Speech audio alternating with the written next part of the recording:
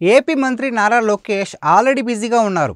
ఓవైపు మంత్రిగా బాధ్యతలు నిర్వహిస్తూనే మరోవైపు టీడీపీ జాతీయ ప్రధాన కార్యదర్శిగా పార్టీ కార్యక్రమాల్లో తనములకలై ఉన్నారు.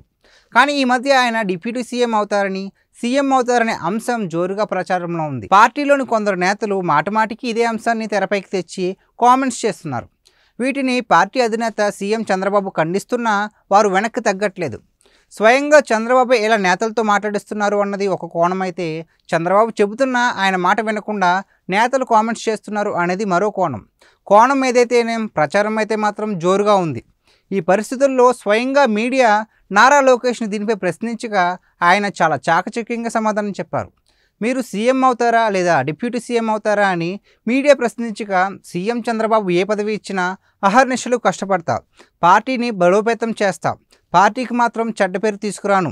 అయితే ఒక వ్యక్తి ఒక పదవిలో 3 సార్లు ఉండకూడదు. నేను ఇప్పటికే టీడీపీ జాతీయ ప్రధాన కార్యదర్శిగా 2 టర్ములు ఉన్నాను. అందువల్ల 3వసారి ఉండకూడదని భావిస్తున్నాను అని చెప్పారు. మంత్రి లోకేష్ మాటలకు 2 రకాల అర్థాలు వస్తున్నాయి. ఒకటి, ఆయన ఏ పదవిని చేపట్టేందుకైనా సరే సిద్ధంగా ఉన్నారు. అది సీఎం కావచ్చు, డిప్యూటీ సీఎం కావచ్చు. ఆ పదవులేవి తనకు వద్దు అని ఆయన అనడం లేదు. ఇస్తే చేయడానికి సిద్ధమే అని సంకేతాలు ఇచ్చారు. మరోవైపు 3వసారి జాతీయ ప్రధాన కార్యదర్శి పదవి వద్దు అనడం ద్వారా కూడా ఆయన వేరే పదవి ఏదైనా పొందడానికి సిద్ధం అనే సంకేతాలు కూడా ఇస్తున్నారని అనుకోవచ్చు. అలాగని ఆయన డైరెక్ట్గా తనకు సీఎం, డిప్యూటీ సీఎం ఇవ్వాలని మాత్రం చెప్పట్లేదు. నారా లోకేష్ ఇలా చెప్పడంలో తప్పేమీ లేదు.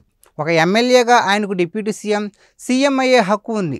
కావాల్సిందల్లా మిగతా ఎమ్మెల్యేల సపోర్టే. ఆయన డిప్యూటీ సీఎం చేయాలనుకుంటే టీడీపీ నుంచి ఎవరు ఆపుతారు? అలాగే సీఎం చేస్తామంటే కూడా పార్టీలో ఎవరు అభ్యంతరం చెప్పకపోవచ్చు.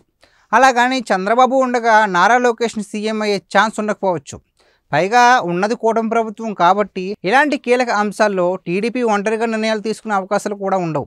అలా తీసుకుంటే అది రాజకీయ రచ్చకు దారితీసే అవకాశాలు ఉంటాయనుకోవచ్చు. మరి దీనిపై మీ అభిప్రాయం ఏంటో కామెంట్ చేయండి.